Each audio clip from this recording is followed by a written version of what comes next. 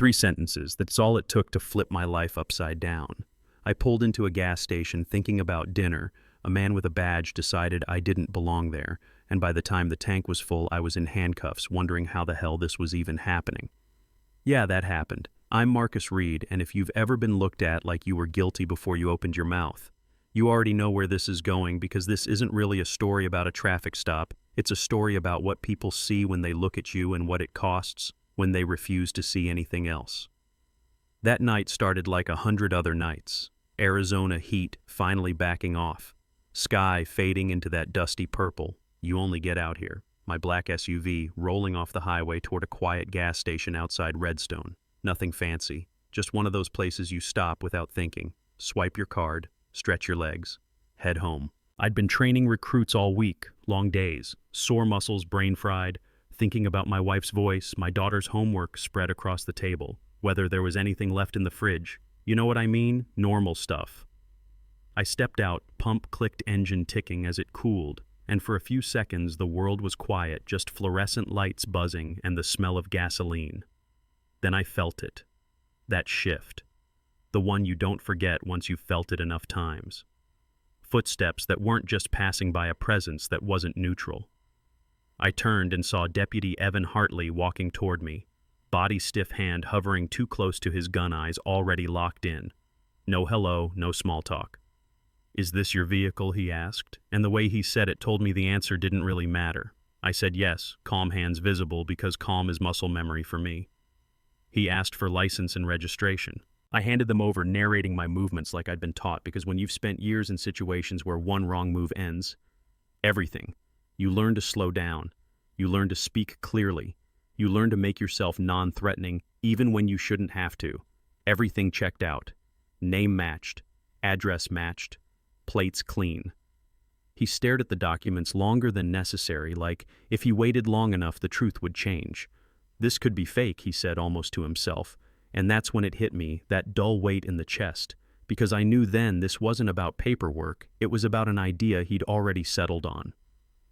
He walked back to his cruiser to run the plates, and I watched the reflection of his lights dance across my hood, thinking how ridiculous this was, thinking this would end in about 10 seconds.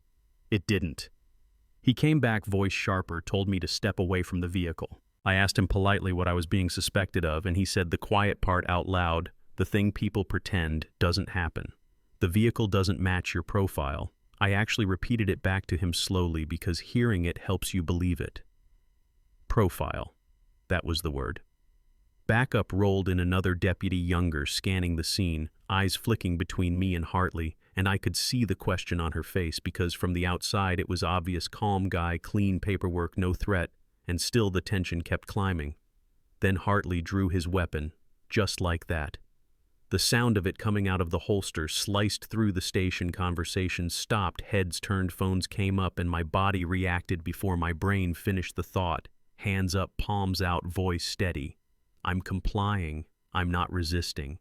I remember thinking how strange it was that I'd stayed calm under mortar fire, but my heart was pounding under gas station lights. The cuffs went on, anyway, tight, unnecessary metal biting into wrists that had carried wounded teammates. Wrists that had held onto ropes and weapons and brothers, and suddenly I was being pushed into the back of a cruiser like I was something dangerous that needed to be contained. He searched my SUV while I sat there watching through the divider, watching him pull out things that told the real story of my life.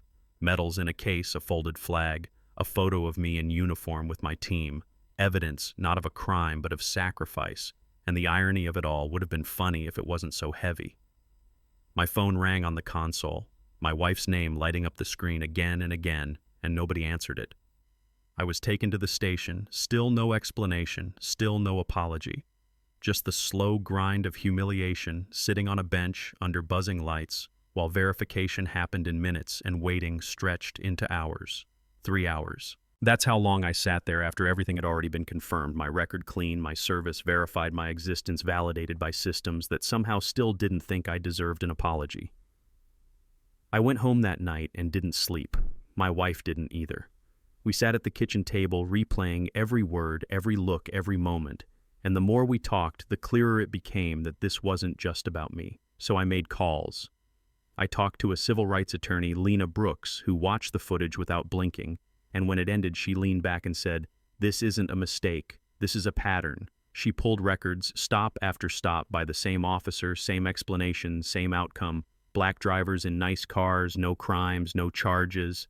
And suddenly my night at the gas station wasn't just a bad experience, it was a data point in something much bigger. The lawsuit hit federal court, and the room filled up fast. Veterans activists, people who'd seen this movie before, and people who swore it didn't exist. When the jury watched the footage, you could feel the air change, especially when Hartley said profile, especially when the gun came out, especially when my voice cracked in the back of that cruiser as I said I'd given everything to this country and still ended up there. Experts testified, numbers were laid out, even the backup deputy took the stand and admitted she knew it was wrong and didn't stop it. And that admission hung in the room longer than anything else, because silence is part of the problem too. 2 days of deliberation felt like 2 years, but when the verdict came back liable on every count, nearly $15 million in damages, the room didn't explode. It exhaled, like everyone had been holding their breath, waiting to see if truth still mattered. Hartley lost his badge, his job, his career. The department went under federal oversight. Policies changed, training, changed cameras, watched more closely than ever. People ask me if it felt like winning, and the truth is it felt like relief mixed with exhaustion. I took part of the settlement and started a foundation to help veterans facing discrimination, because cameras and lawyers shouldn't be the price of dignity. I talk to recruits now sometimes and I tell them this wasn't about hate, it was about vision, about seeing people clearly when it's easier not to.